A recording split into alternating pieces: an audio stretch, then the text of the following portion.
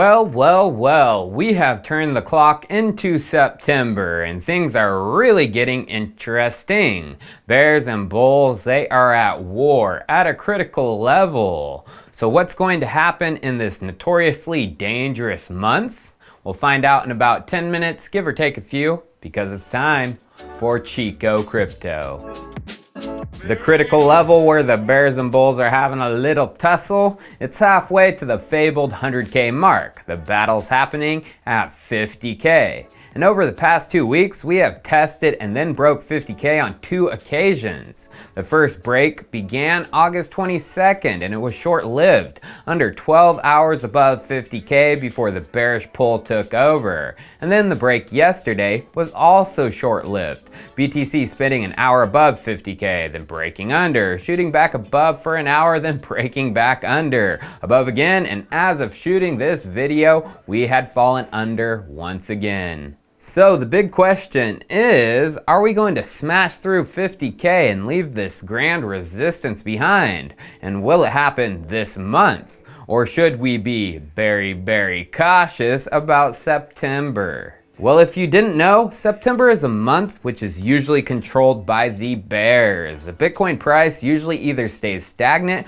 or has a decline. So let's check out the examples. 2013, Bitcoin was sitting at about $137 to begin the month of September, and then a steep decline down to begin the month. And then it looked like it would recover, but by the end it was back down to 123. This was a loss of just over 10.2%.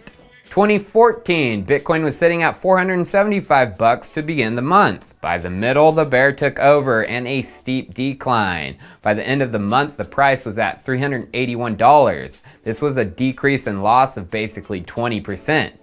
2015 wasn't a terrible September. The price began the month at $228. It pumped and then dumped back down to that level, but by the end of the month, it pumped back up to $237. Not a decrease, but an increase of about 4%. 2016 wasn't a bad month of September either. The price started at $571. It pumped to begin the month, had a slight dump, but then it settled by the end of the month to around $614. This was an increase of 7.5%. 2017 though, it turned bearish once again for the month. Bitcoin began September at $4,863, and there was a big dump to begin the month. And then it recovered back up to $4,347 by the end, although this was a decrease of about 10.6%. 2018 was bearish too. Bitcoin began September at about $7,027. A dump to begin the month, and then by the end it had slightly recovered back to $6,626. This was a loss of 5.7%. 2019, the bearish September trend continued. BTC began the month at $9,729, and there was a slight pump to begin that month. But by the end of the month, it dumped, and we ended September at $8,271. This was a loss of basically 15%. And in 2020, the September bear was roaring once again. Bitcoin began at $11,895. There was a dump to begin the month, and the price ended at $10,770. This was a decrease of about 9.5%. So based on these facts and stats, out of the past 8 years, there have been only 2 years which we weren't bearish in September. That was 2015 and 2016.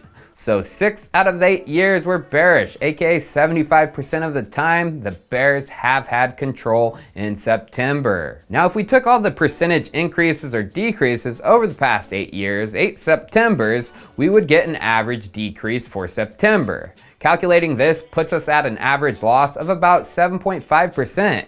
If this month is going to be bearish and follow the average, then Bitcoin from yesterday's price of $49,655 would fall down to a low of $45,900.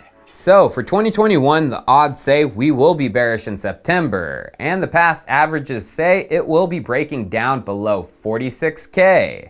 And this is the common consensus across the airwaves that BTC is going to have a bearish month. People left and right calling for the dump, and even technical charters saying that it could go low as 40 to 42K. And it's not even just random Twitter folks saying this. Plan B, the creator of the famous stock-to-flow S2F model, had a prediction he put out in June, which they predicted Bitcoin to be around 47K by the end of August, which was correct. And then in September, they predicted a monthly close of 43K, which he reiterated a few days ago. Everyone is thinking we are going down this month. Although when everyone thinks BTC is going to do something, it usually does the complete opposite. And this year has been a year of Bitcoin doing the opposite. A Bitcoin archive tweeted, in 2021, Bitcoin has done the opposite of what the data suggested.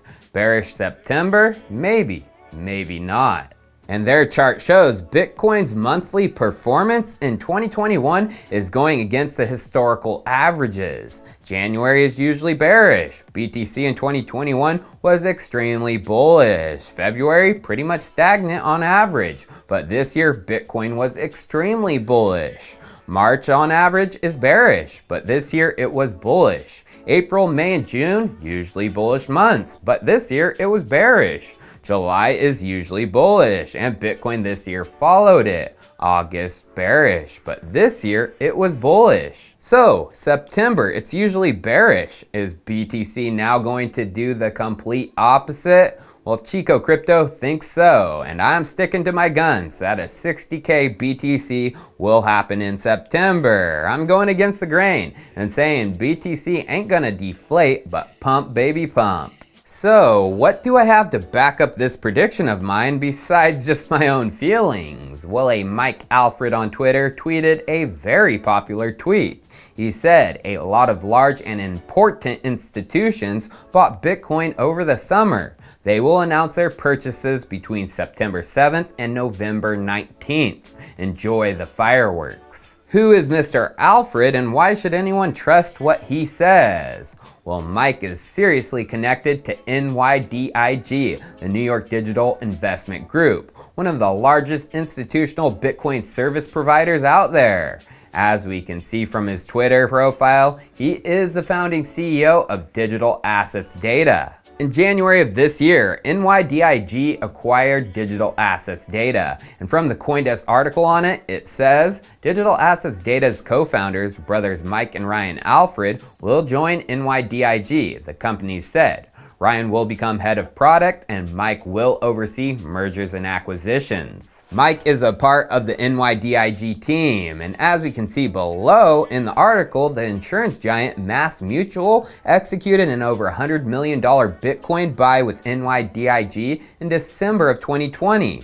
Who else is connected to NYDIG? Well, in March of this year, it was announced that they had raised some money from their strategic partners. This included Stone Ridge Holdings Group, Morgan Stanley, New York Life, MassMutual, Soros Fund Management, FS Investments, Bessemer Venture Partners, and FinTech Collective. So, one of their partners and investors, MassMutual, executed a buy through them. Is it possible the next big institutional buy is from one of their other partner investors listed? Stone Ridge, New York Life, or even Soros Fund Management? Well, most likely one of the large buyers was the Soros Fund Management. Remember, Mr. Alfred said these Bitcoin buys were made over the summer.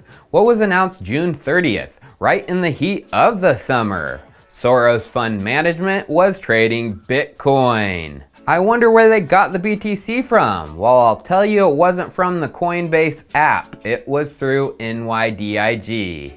So, what did Chico Crypto do? Well, I retweeted Mike's tweet about the institutional buys and said, calling it now, the big buyer was Soros Fund Management. Can I get a hoorah? Hoorah! And guess who decided to reply to my tweet with a set of big eyes? None other than Mike Alfred. So are we spot on? Did Soros Fund Management make a big old Bitcoin buy over the summer? In my opinion, it looks like it, or Mike wouldn't have done the big eyes. And it's possible we get the announcement very soon. Like Mike said, in between September 7th to November 19th. And it's not only one institution, like the Soros Fund, it's multiple large ones. So don't be a bear, the institutions are here and they have been accumulating. Cheers, I'll see you next time.